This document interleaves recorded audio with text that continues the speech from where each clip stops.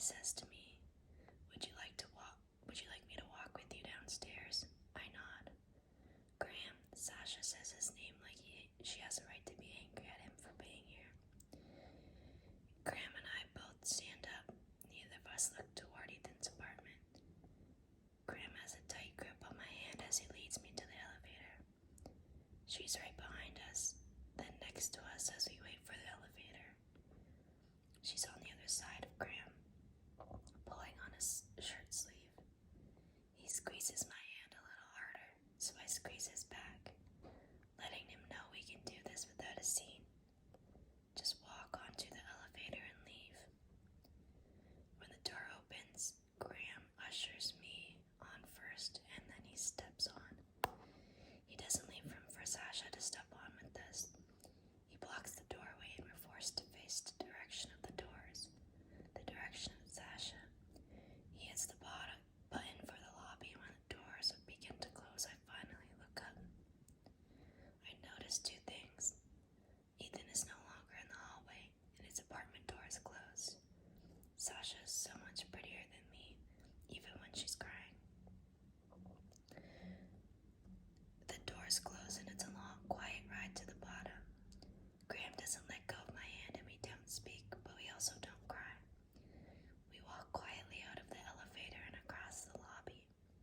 When we reach the door, Vincent holds it open for us, looking at us both with apology in his eyes. Graham pulls out his wallet and gives Vincent a handful of bills. Thanks for the apartment number, Graham says. Vincent nods and takes the cash. When his eyes meet mine, they're swimming in apology. I give Vincent a hug since I'll likely never see him again. Once Graham and I are outside, we just stand on the sidewalk, dumbfounded.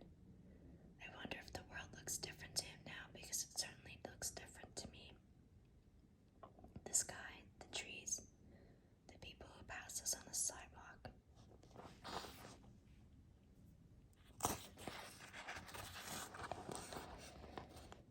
Everything seems slightly more disappointing than it did before I walked into Ethan's building. You want me to hail you a cab? He finally says. I drove, that's my car, I say, pointing across the street.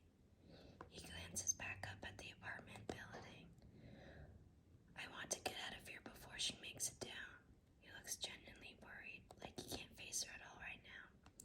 At least Sasha's crying. She followed Graham all the way to the elevator while Ethan just walked back inside his apartment and closed his door.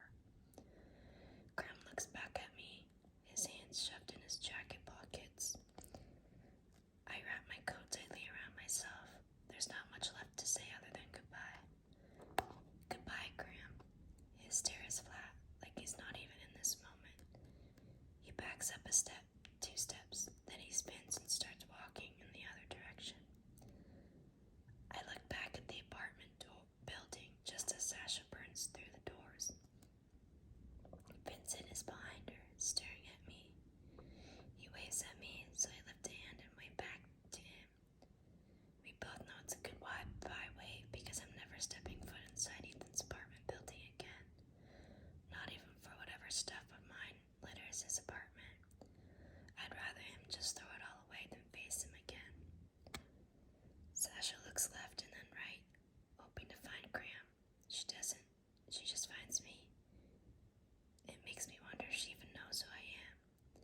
Did Ethan tell her he's supposed to get married next month? Did he tell her we just spoke on the phone this morning and he told me he's counting down the seconds until he gets to call me his wife? Did she know when I sleep over at Ethan's apartment that he refuses to shower without me? Did he tell her the sheets he just fucked her on were an engagement gift from my sister? Did she know when Ethan proposed to me, he cried when I said yes? She must not realize this, or she wouldn't have thrown away a relationship with a guy who impressed me more in an hour than Ethan did in 4 years.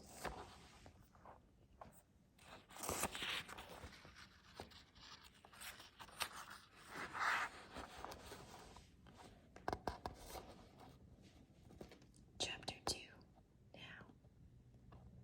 Our marriage didn't collapse. It didn't suddenly fall apart. It's been a much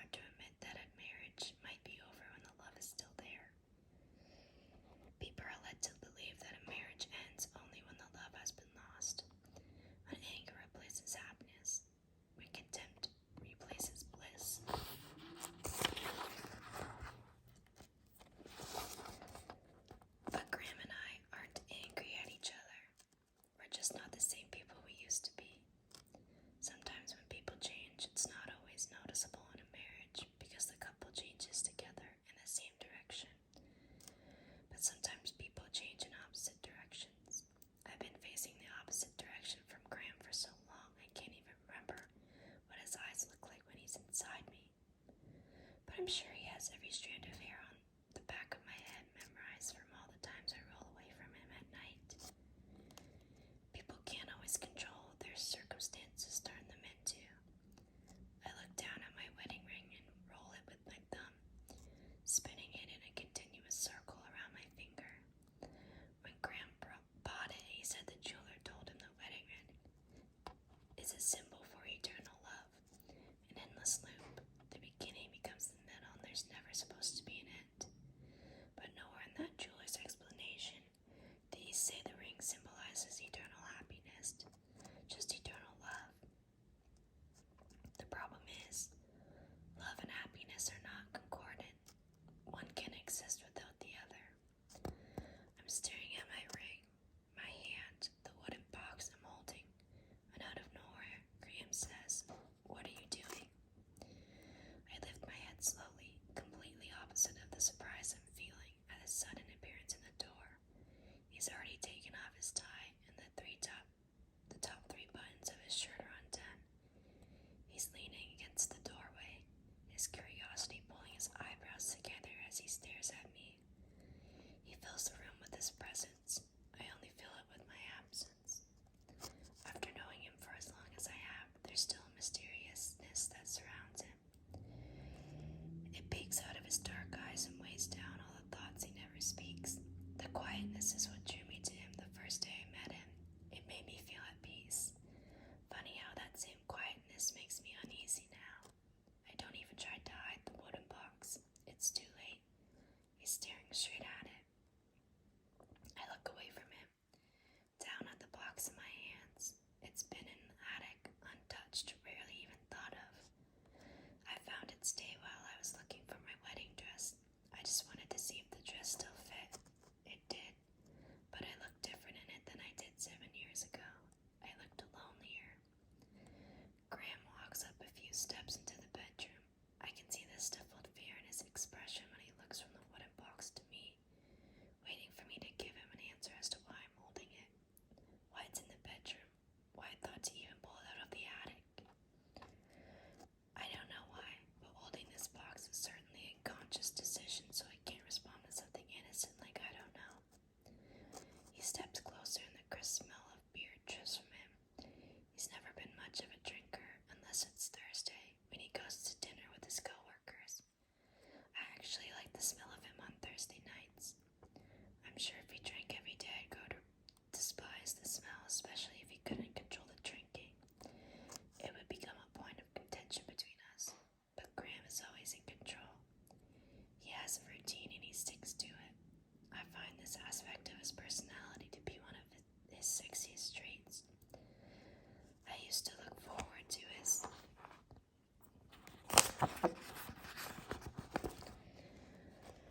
return on Thursday nights. Sometimes I would dress up for him and wait for him right here on the bed, anticipating the sweet flavors of his mouth. It says something that I forgot to look forward to it tonight. Quinn. I can hear all his fears silently smashed between each letter of my name. He walks toward me and I focus on his eyes the whole time. They're uncertain and concerned, and it makes me wonder when he started looking at me this way. He used to look at me with amusement and awe. Now his eyes just flood me with pity. I'm sick of being looked at this way, of not knowing how to answer his questions. I'm